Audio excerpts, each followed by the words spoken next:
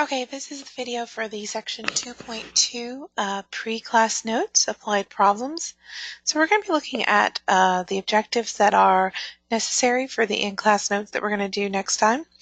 And we need to discuss problem-solving techniques and guidelines and solve some application problems that deal more with everyday life and common sense. And then we'll spend some of our time on Thursday covering application problems that most students aren't as familiar with, or that you can't figure out, just something, that is more common.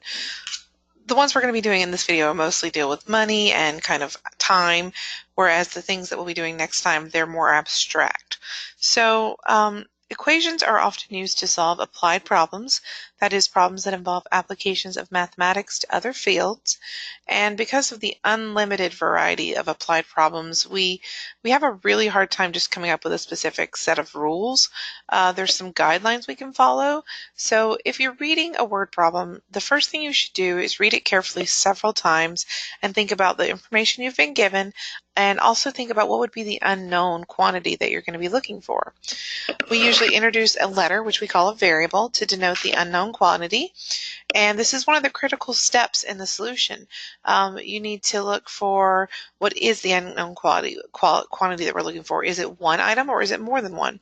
Like if we have tickets to a movie and we break it up into adults and children, you might be looking for two different things. Or you might say, my age is, unknown and my brother is 7 years older than me. We could represent both myself and my brother using a variable. So if it's appropriate, you should draw a picture and label it. List any known facts together with any relationships. That's where I was talking about, like with my brother. If I called my own age X, then my brother would be X plus 7 because he's 7 years older than me. So sometimes we have to describe multiple different groups using our variable and a relationship. After analyzing everything that you have and you've listed all of your information, you want to try to figure out an equation that describes the precise stated words. And then once you get to that point, you're pretty much at the part where most people are fine, which is just solving the equation. And then we have to think about our solution that we get. You need to make sure you've actually answered the complete question and verify that the solution agrees with the stated conditions.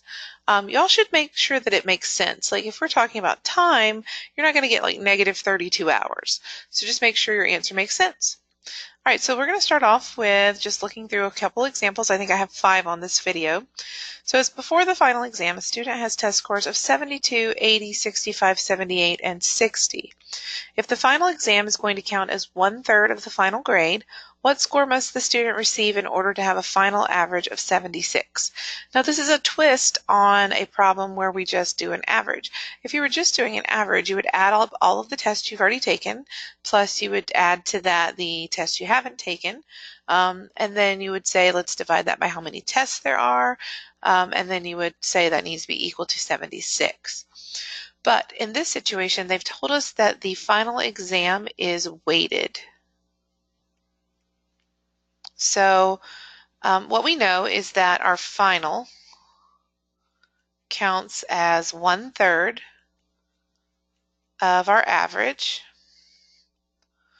which means the other exams, since there's no other information about anything else in the class, counts for 2/3. So when we think about this, we would say, okay, let's weight this as all of the tests that we're taking right here.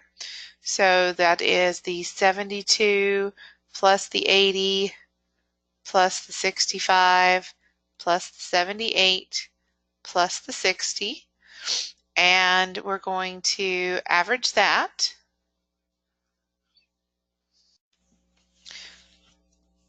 And when you average, you need to remember that it's how many tests you've taken there that are all counted the same weight. So there are 5 of them. So we need to divide that by 5. And then we're going to weight that average score that we've got as 2/3 of our final grade. Then we're going to have plus the final exam counts 1/3 of the final grade. So we don't know what the final exam is. So we're going to call X as our score out of 100 on the final exam, so it's a percentage. So plus 1/3 of whatever we get for that score, and then we want that to equal 76. Okay, so we need to work out the information in the first fraction. So this is 72 plus 80 plus 65 plus 78 plus 60. That's 355, and that is divisible by 5, so I'm going to go ahead and divide it. So that's 71. So 2/3 times 71 plus 1/3 times x equals 76. I don't know if 71 is divisible by 3, but we'll check. Nope, it's not. But we still need to multiply this out. So that's 71 times 2 divided by 3, which comes out to 47.33. But actually, I'm going to leave it as a fraction for now because they did not tell us that we could go to decimals. So 71 times 2 is 142. So this was 142 over 3 plus 1/3 x equals 76. You are allowed to clear the fractions here. We can multiply everything in this equation by 3 as long as we do it to everything on both sides. So this would be 142 plus 1x, and then we would need to do 76 times 3. So we're just clearing that fraction out. That is legal as long as you have a equal sign. And then we would subtract the 142 over, and that'll give us the average that this person needs to make on their final exam, which is 86. So this person needs to make an 86% on their final exam. Okay, this one is about tipping and taxes, essentially. So it says a couple does not wish to spend more than $70 for a dinner at a restaurant. That means that they want to stay less than or equal to 70. If a sales tax of 6% is added to their bill and they plan to tip 15% after the tax has already been added, so they're going to tip on the tax, which I don't know how odd that is, but that's what it says. And then we want to know what's the most they can actually spend on food for their meal. So we need to describe some variables here. We're going to say that X is the amount for the food, so in dollars. Now, tax is you take the amount that you paid for food and you times it by the 0.06. That's 6% as a decimal. So that's going to be the tax. Now, the problem with the tip is that it is 15%, but it's 15% of the tax plus the original meal. So that's going to be 15%, and that is 1.06 if we add those two together, X. So we need to multiply that. So 0.15 times 1.06. That's going to be 0.159x. And that's going to be our tip. So now we are going to think about this in how would this work as a problem. Well, we know we need to say less than or equal to 70, so we're going to say their food plus their tax plus their tip needs to say less than or equal to 70. We add together all of those pieces, so plus 0.06 plus a 1 for the 1x. That's 1.219x on the left side, less than or equal to 70. If we divide 70 by that, that'll tell us how much we can spend on our food. It says 52.42, and there's a 4 after that. Be careful, so I'm going to write more than two decimal places here because this is money. 57.424. You do not want to, even if this had been a 5, we do not want to round this up because if they spend more than this, they are going to go over their budget. So at most, we're going to say $57.42, or if they wanted to be more safe, they could just round down to just plain old 57. Depends on what they ask you to round to. So just depending on rounding, it may be asked as a decimal to the nearest cent, or it could be asked to the nearest whole number. For C part, it says a workman's basic hourly wage is $10, but he receives 1.5 times his hourly rate for any hours worked in excess of 40 per week. If his paycheck for the week is $595, how many hours of overtime did he work?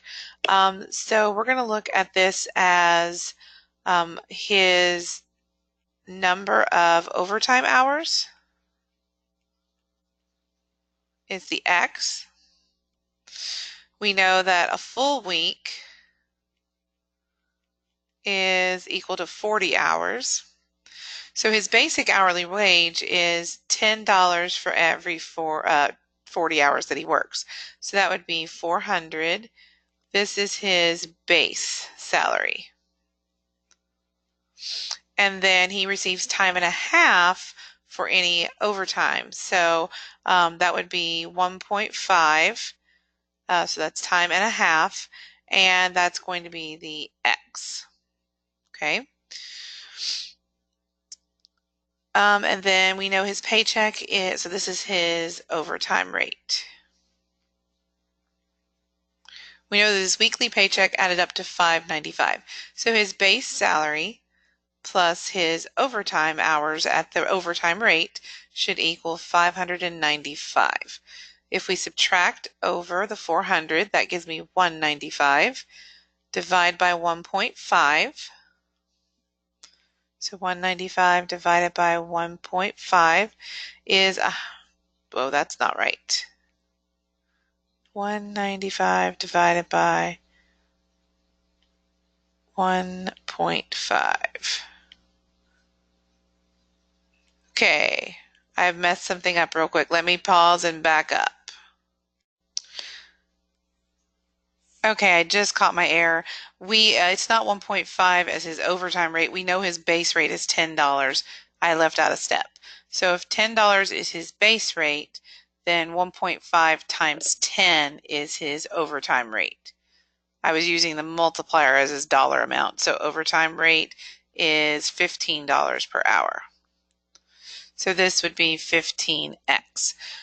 So just realize that I did not state that correctly. It was a $10 base, so time and a half is $15. So let's rewrite this. So this is 400 is his base salary plus 15x equals 595. This will make a lot more sense. And then it's 15x equals 195, and 195 divided by 15 is 13 hours. So he had 13 hours of overtime. Yeah, there's no way a person could have worked 130 hours. So notice that's one of my guidelines, is that if I find an answer that doesn't make sense, I reevaluate how I've set up the problem. So good learning experience for you guys. Now for D, we're looking at that Donnie bought a shirt at 35% off. He paid $17.55 for the shirt. What was the price of the shirt before the discount? So there's this kind of understood rule that if you're doing a discount problem, that there's a generic formula we follow. It's called the sales price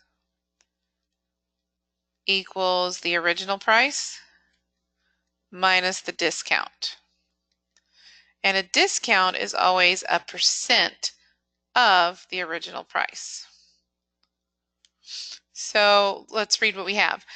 He has the shirt at 35% off, so that's the discount rate. He paid $17.55 for the shirt, so that's the sales price.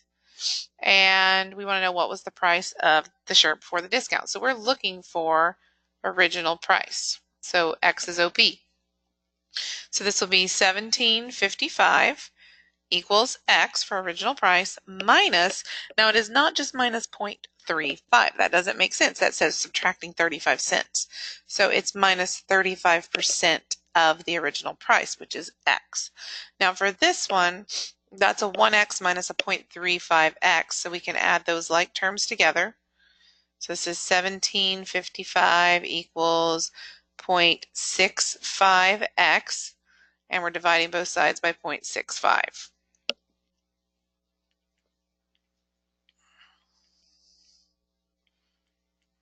So it looks like he paid $27 for the shirt originally. Or that's what the sales price would have been if before he got the discount.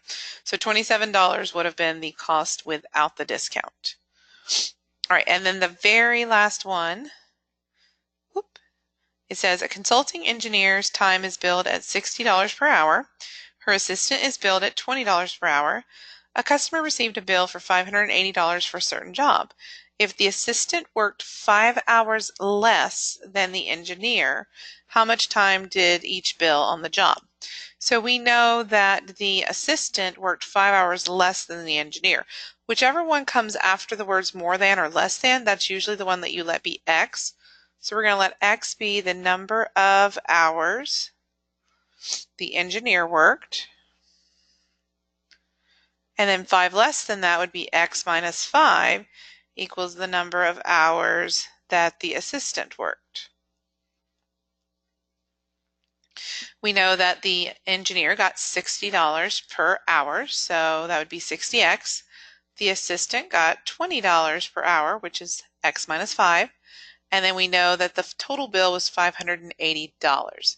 So this is 60X plus 20X minus 100 equals 580. And then we add over the 100 and we add the 60 and the 20X together. So that's 80X equals 680. If we divide by 80, now not always do these come out to nice numbers. I believe these come out to decimals. That tells me that the engineer worked 8.5 hours. So then we know that 5 less than that, which is 3.5 hours for the assistant. Because it did ask us for how many hours did both work. All right, that's the end of the pre-video.